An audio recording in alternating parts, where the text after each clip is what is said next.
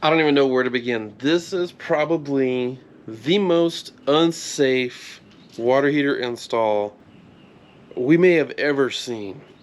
Take a look for yourself.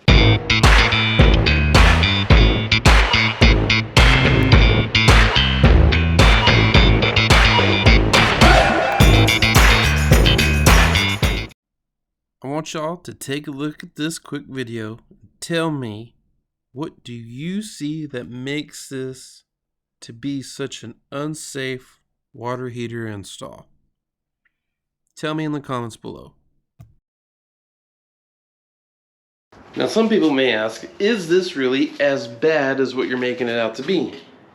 Yes, it is as bad. As you can tell, the flue pipe, the exhaust pipe on top of this water heater, was not properly installed. The proper products were not used, and in turn what was happening is carbon monoxide leaving the water heater was just dumping into the laundry room. And thankfully, because the gas flex line feeding the water heater was kinked, it kept suffocating.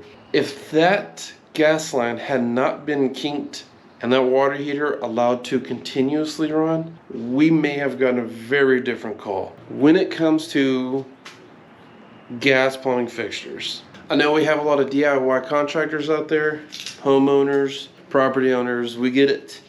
We just ask that, please, give us a call if you ever get in over your head or something just doesn't seem right. So with this call, we were able to get them back up and running, went in and installed a new water heater, got it up to code, got everything inspected and taken care of. We don't know who actually installed the water heater like this. That person is long gone. All we can do is correct what we can correct and just live and learn. Be grateful that nobody got hurt in this, and so everything is good to go, but man, that was one bad install. On to the next one.